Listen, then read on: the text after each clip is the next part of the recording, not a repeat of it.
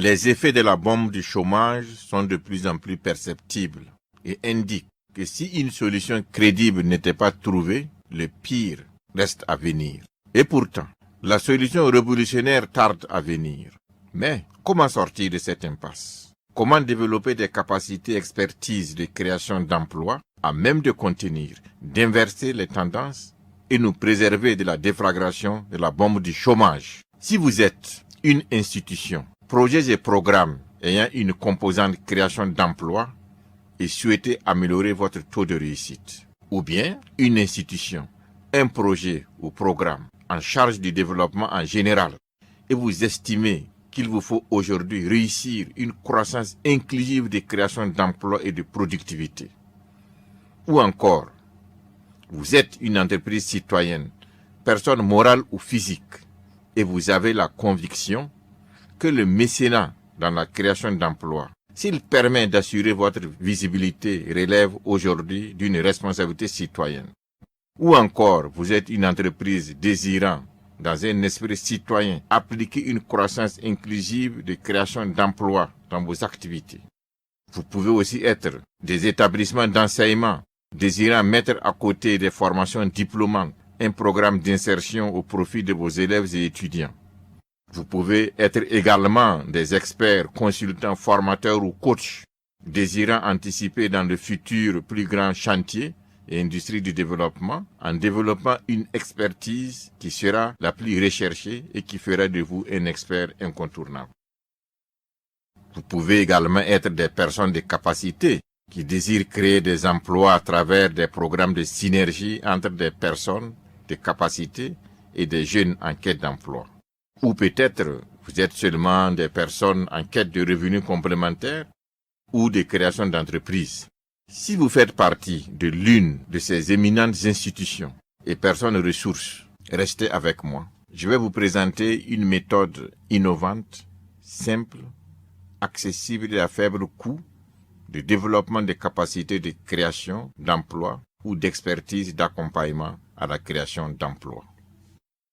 Dans cette première partie, nous allons voir croissance, chômage et pauvreté, le constat d'une inadéquation.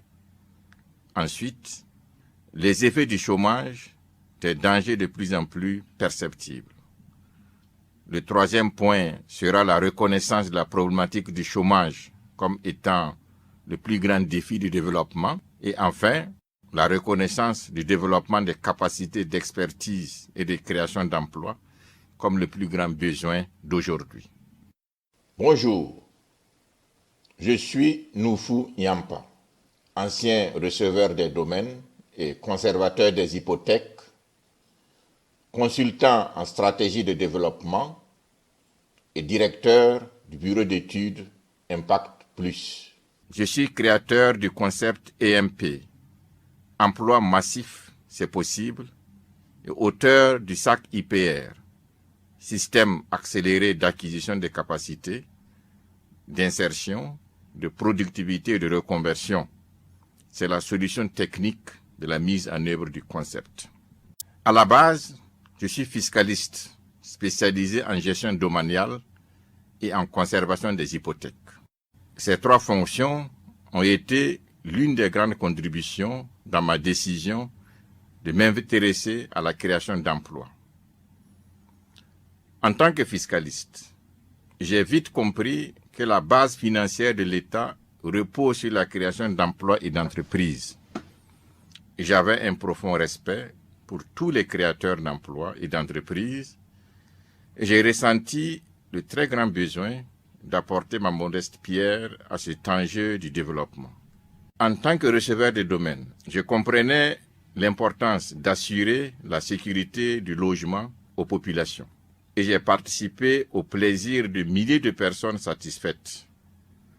Mais je ressentais que si attribuer un terrain à une personne est bien, donner du travail doit l'être encore plus. Ce sentiment était renforcé par deux autres facteurs. À l'occasion de recrutement de jeunes pour des petits projets qu'il m'était donné de gérer, je pouvais mesurer le besoin du travail. Surtout que pendant l'un des recrutements, une jeune fille m'a proposé ses charmes contre du travail. L'autre élément de renforcement était un vécu de jeunesse. Au lycée, les week-ends, j'aidais mes oncles commerçants dans la vente et la comptabilité. Un jour, l'un d'eux me demanda pourquoi je me comportais ainsi, comme si j'étais un fonctionnaire. J'ai demandé le pourquoi. Il m'expliqua que ce sont des personnes qui ne savaient pas économiser et fructifier. Ils dépensent tout ce qu'on leur donne.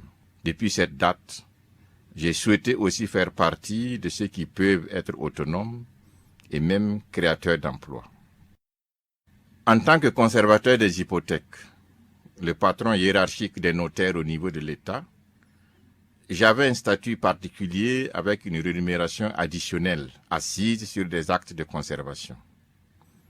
Cette rémunération assure une responsabilité personnelle que le conservateur assume, mais elle lui permet d'avoir une surface financière parfois suffisante pour prendre des risques. C'est à ce poste stratégique que j'ai pris la décision en 1998 de démissionner effectivement pour la création d'emplois.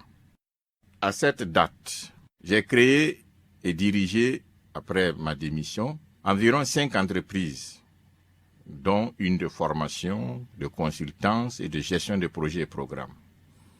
J'interviens à titre individuel comme consultant en stratégie de développement et comme formateur en développement des capacités de réussite, de création d'emplois et d'entreprises au Burkina Faso, en Afrique de l'Ouest et du Centre.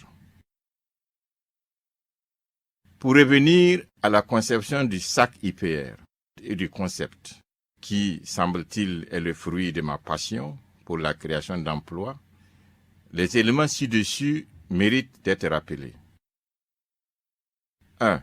Un acte important de base a été la démonstration de la confiance par la démission à un haut poste stratégique de responsabilité, receveur des domaines et conservateur des hypothèques.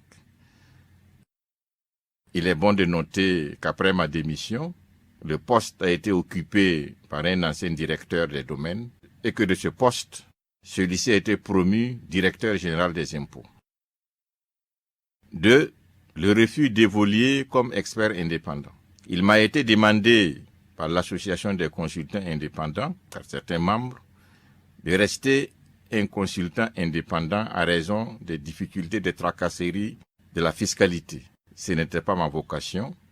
Si je pouvais et voulais créer des emplois, il fallait que je crée plutôt un bureau d'études. 3.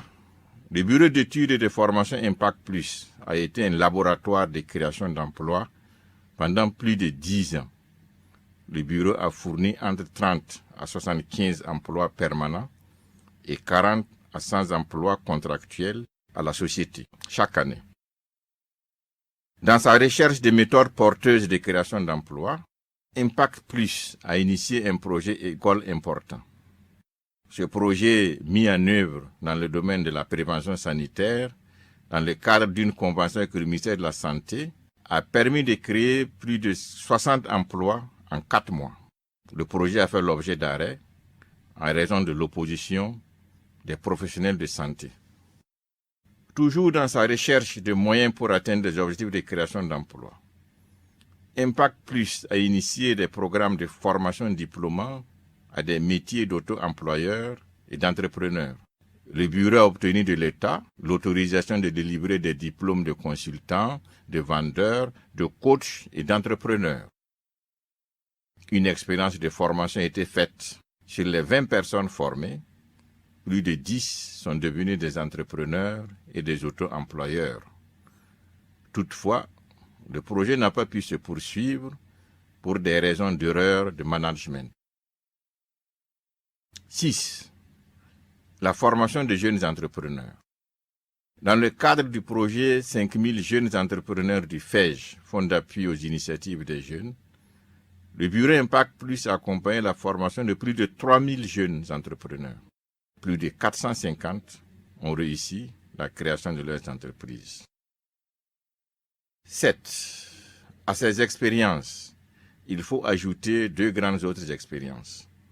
La bonne compréhension des opportunités du web comme facteur de création d'emplois et la bonne compréhension du système réseau comme facteur de création de revenus.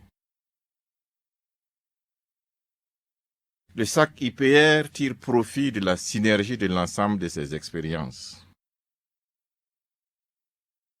Maintenant, revenons à notre premier point, croissance, chômage et pauvreté, le constat d'une inadéquation.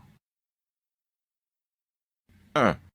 Les énormes efforts et actions déployés par les institutions internationales, sous-régionales, nationales, régionales et locales. Les efforts déployés par les nombreux projets et programmes, ONG et associations de développement, les institutions d'éducation et de différents experts internationaux, nationaux, publics et privés qui se battent pour avancer la cause du développement sont à saluer. Ils ont donné à de nombreux pays africains un taux de croissance élevé. Par exemple, au Burkina Faso, ce taux a été pendant 15 ans d'environ 5,8% de moyenne. Toutefois, dans deux domaines particuliers qui se révèlent être d'une extrême importance, à savoir le chômage et la pauvreté, les résultats ne sont pas au rendez-vous.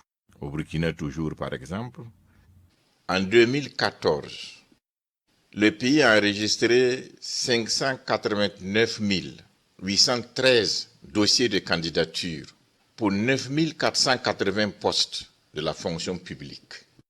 En plus, malgré son important taux de 5,8%, 46,4% des personnes vivent en dessus du seuil de pauvreté.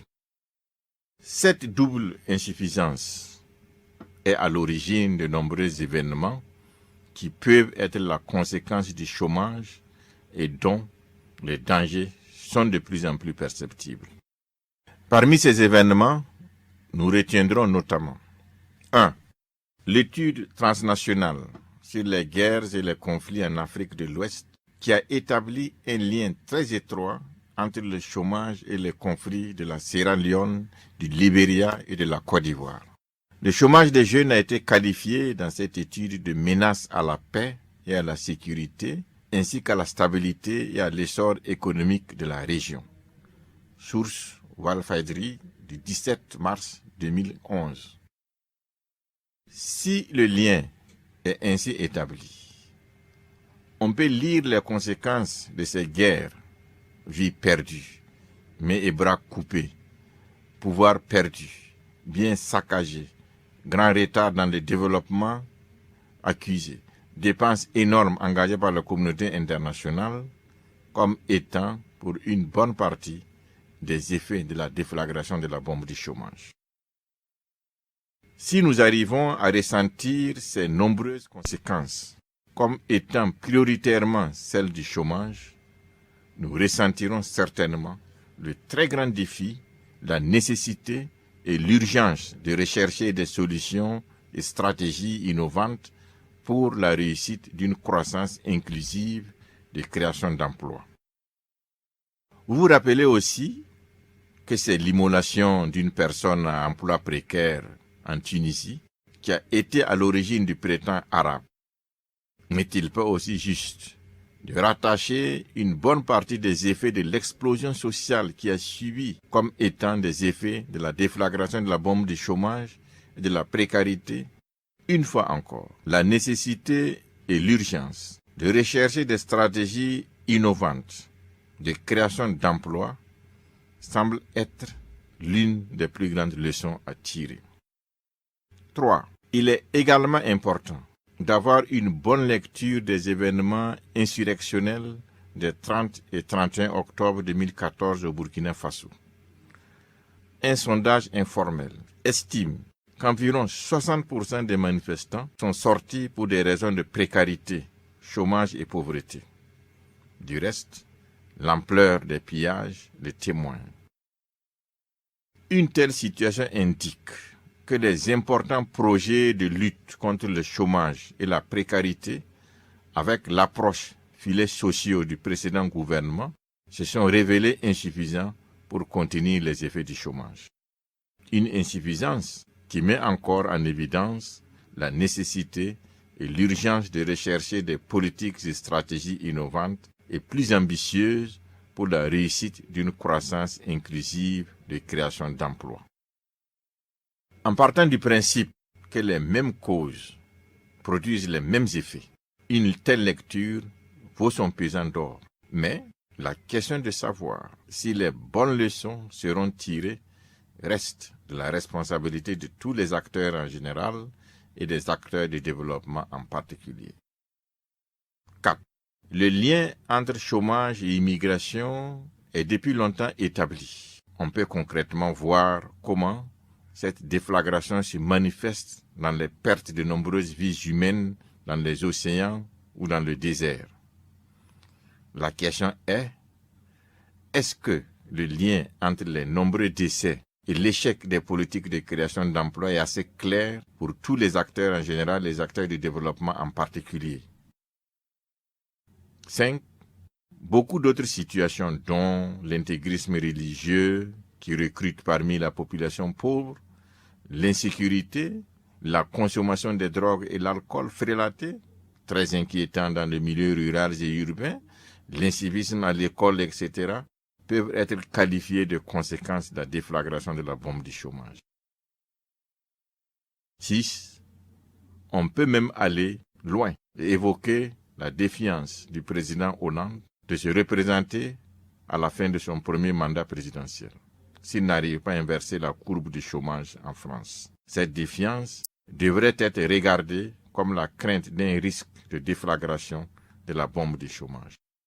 Ces situations et bien d'autres, non citées, traduisent de façon évidente, voire éloquente, les insuffisances et les limites des politiques et des acteurs en charge de la lutte contre le chômage.